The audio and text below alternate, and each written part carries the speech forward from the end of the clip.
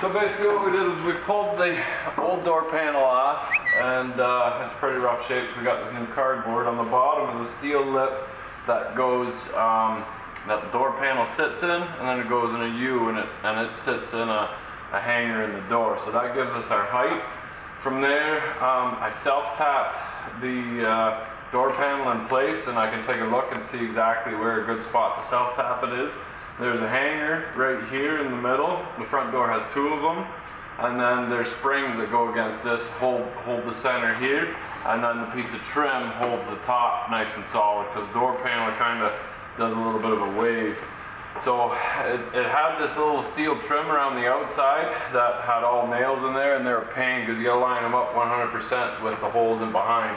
So instead of drilling the self-tappers, I'm gonna make the hole with a hole punch. I'm going to make this cardboard a little bit bigger, and then use these little GM door clips. And I have one here that you just, it's got a little, looks like a Pac-Man, and you stick it in, you can twist it in there, and then drill the proper size hole in the door, and we've got no problems. We've got a nice new door panel. So we're going to take these off, and they're going to go off to Abby in the morning, my interior lady.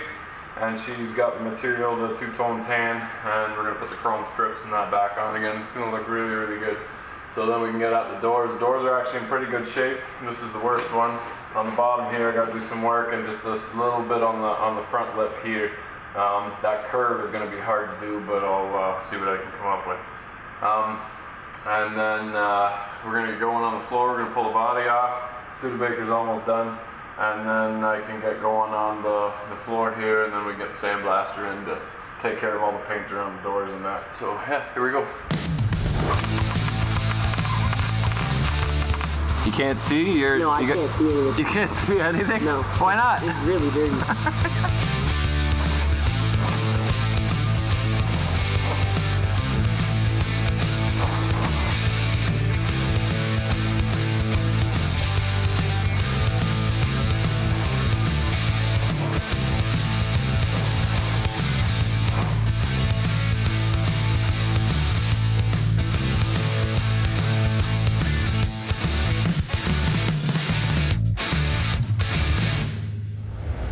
So I got the sill plates, the rockers, the inner rockers in. I got a patch in where the driver's floor is. Everything is butt welded.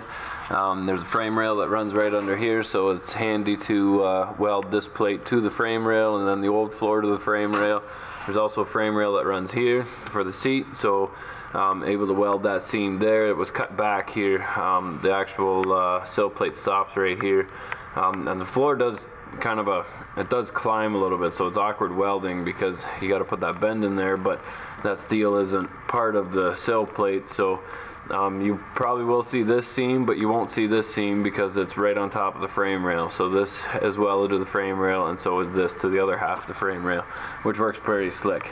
The doors fit really nice. Nice gaps at the bottom for the rocker, along the side of the doors here, and then right at the back there. I'm really happy with that. So what we're going to do now is where the fender mounts to, shouldn't be a hole here, I'm going to cut about 3 inches back, and then put it in the English wheel, put a little bend on it, and then go right up to the back here, and then I'll cut the piece out, weld it to the face here, and then butt weld it at the back, and then lay the other strip on top, and then re-drill all the holes. And then that will cover up the back of the rocker as well. It'll go right up. And just a couple small pieces to fix yet here and there, but it's coming along nicely. So hopefully we can have the body off by the end of the week. Can you hear that? Yeah, it sounds silty. Let's see what comes out.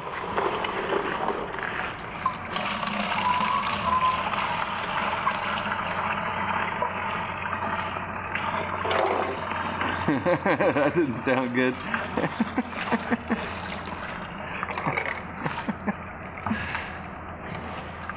Yeah, I'll probably have to get this plastic lined. There's a lot of crap in there. Well, that could be the sending unit. So I was pretty thrilled with my fancy work on my wheel well here on the inside. I butt welded all a big strip that was all rotten there. Turned out really nice all the way along there. Then put the fender on. Fender's not not too bad shape, other than that gap doesn't really line up much at all. So I think somebody's put a new edge on it, and it's just way off. So I'm just gonna run a scribe along the side here and cut this back, and then I'm gonna have to weld a new lip on there. I know that this is good right here, because nothing's changed there. That's still the original, but the fender's been worked on, so I think the fender's been done wrong, so I'll have to fix it. So, it's never easy. Here we go. So after I welded in my strip all along the wheel well, what I did was bend up a 1 by 2.5 inch piece that's going to be the inside of the actual fender. The fenders were covered in about a 1/2 inch of Bondo, and I don't know how else to get this angle right. So now that this lip is here, I can hold my wheel well right up to it and then weld the seam right there. And the wheel well was also that 1/2 inch gap, so now I can make sure it's nice and close and tight all the way. A lot of work, especially because of angles where it goes. You have to open it up and then close it at the bottom to make it go around this angle here, but it's gonna look really nice when it's done. A lot of work. I should be sleeping. It's about midnight now, but we'll put that fender on, and then after that we self-tap it just to hold it tight, and that'll also help us find the exact same spot again when we put it back on. And if it was me, I would just put a 5/16 nut and bolt through there on the other side, have somebody hold the nut and bolt. But the previous owner that gave us the car, I went rooting through the boxes, and he does have the official clips. So I think I got to put those clips in there because he bought them, so might as well use them. Except it takes like another couple hours to put them in. Crap. That looks better. Got a nice little tight seam there, so once I have enough tacks in there that I know it's not going to move, I can take it off and weld it on the bench. But that looks much better. Kind of broke my rule of working past 7. It's well past midnight now, and I better stop before I do something stupid like burn the shop down, because nothing good happens afternoon, midnight, noon. I'm tired.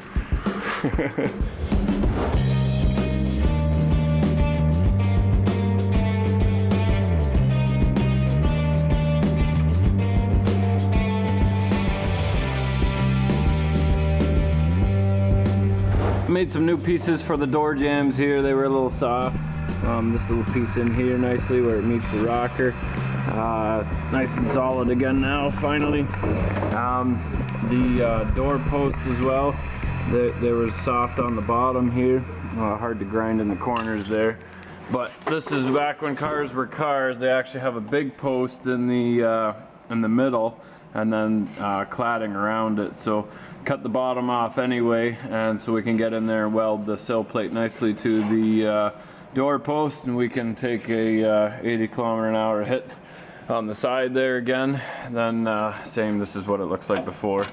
And then we're gonna get into doing a patch all the way around the inside.